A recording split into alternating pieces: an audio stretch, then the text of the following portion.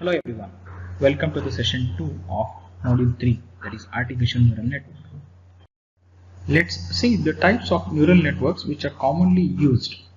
The first one is artificial neural network, convolutional neural network, recurrent neural network, deep neural network and deep belief networks. Let's discuss on artificial neural network in detail. The architecture of a neural network defines how its several neurons are arranged or placed in a relation to each other.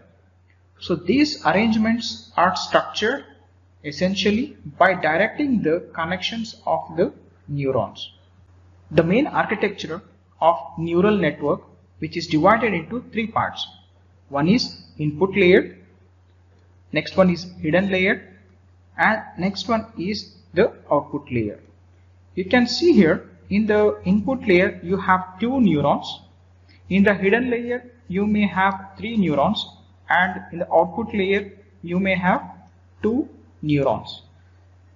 So here each and every neuron is connected to your hidden layer. Similarly, each and every hidden layer again it is connected to the output layer. So this is a main architecture of the artificial neural network. So this is considered as input layer. What this layer does, this layer is responsible for receiving the information, in general a data or a signal, features or a measurements from the external environment.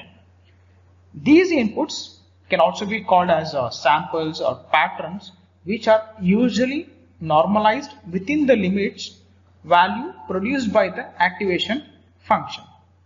Next one is your hidden layer. In the hidden layer, you can see this one as hidden layer.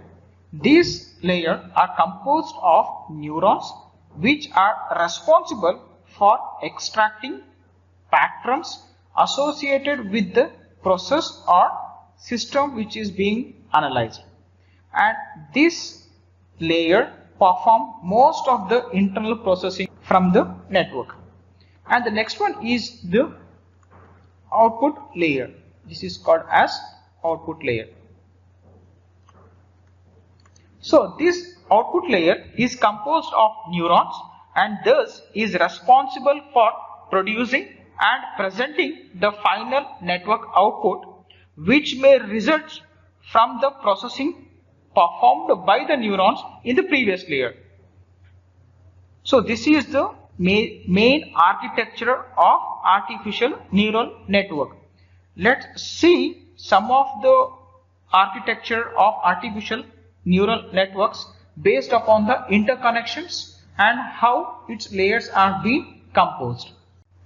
Let's discuss the first architecture of a neural network, that is single layer feed forward architecture. So here this architecture has one input layer and a single neural layer which is also the output layer. This figure you can see that it is a simple layer feed forward network which is composed of n inputs and m outputs. The information always flow in a single direction, thus it can also be called as a unidirectional, which is from input layer to the output layer. In the figure, it is also possible for us to see that in networks belonging to this architecture, the number of network output will always coincident with the amount of neurons. These are usually employed in pattern classification and linear filtering problems. The second architecture of artificial neural network is multi-layer feed-forward architecture. See, this architecture is different from the previous architecture, that is a feed-forward network with multiple layers which are composed of one or more hidden layers. These you can see this in this figure, feed-forward networks with multiple layers composed of input layer with n samples, two hidden neural layers consisting of n1 and n2 neurons, and finally one output neural layer composed of m neurons representing the respective output values of the problem which is being analyzed. See, among the main networks using the multiple layer feed forward architecture are the multi-layer perceptrons and the radial basis functions. So these learning algorithms are used in their training process are respectively based upon the generalized delta rule and the computative delta rule. From the figure, it is possible to understand that the amount of neuron composing the first hidden layer is usually different from the number of signals composing the input layer of the network. See, in fact, the number of hidden layers and their respective amount of neurons, that depends upon the nature and the complexity of the problem which is being mapped by the network, and as well as the quality and the quantity of the available data about the problem.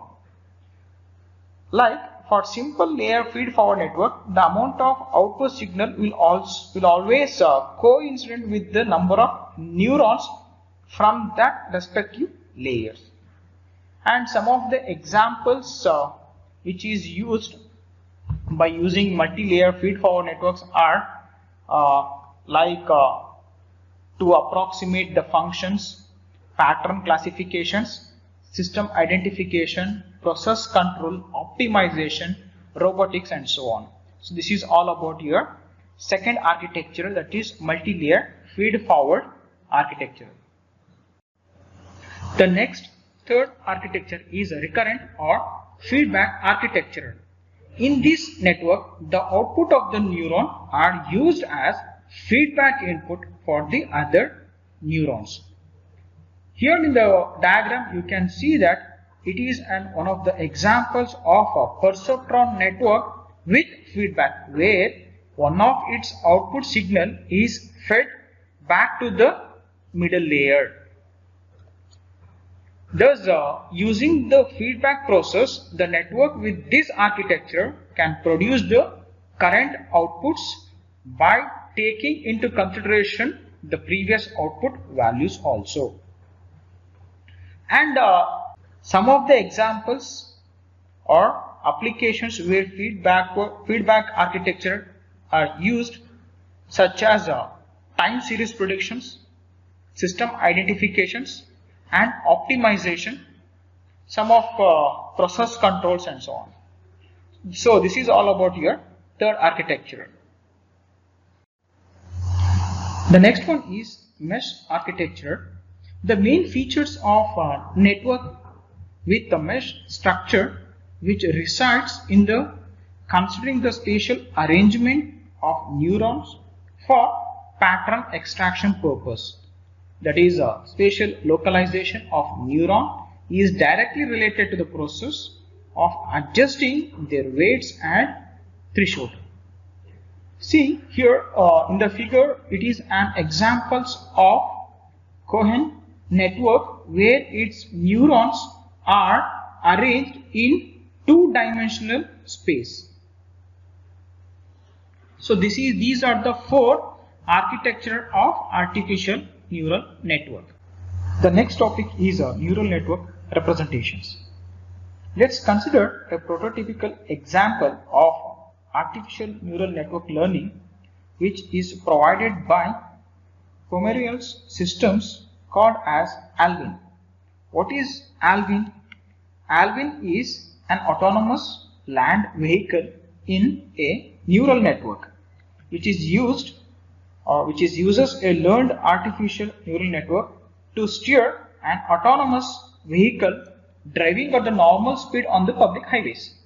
The input to this neural network is a 30 cross 32 grid of pixel intensity, which is obtained from the camera. That camera is mounted on the vehicle. And what is the output here? The network output is the direction in which the vehicle is steered. So this ANN is trained, that is artificial neural network is trained to mimic the observed steering commands of human driving the vehicle for approximately 5 minutes.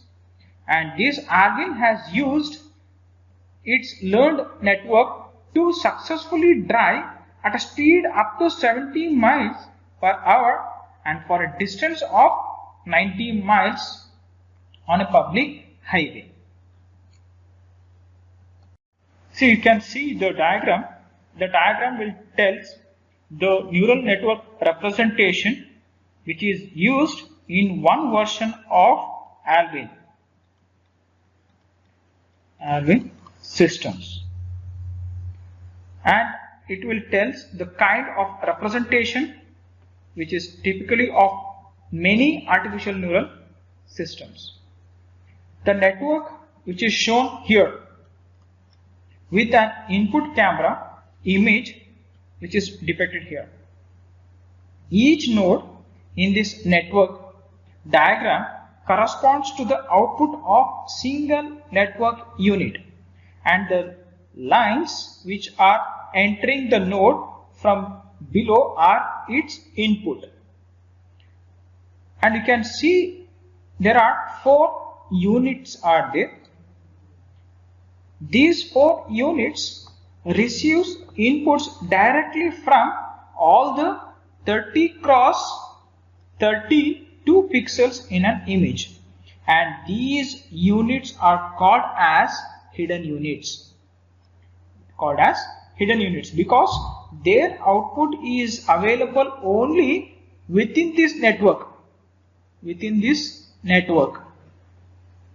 Each of these 4 units computes a single value, that is real value output based upon the weighted combination of its 960 inputs. These hidden units output are then used as input to the second layer. The second layer here, it is a output layer, that is 30 output units.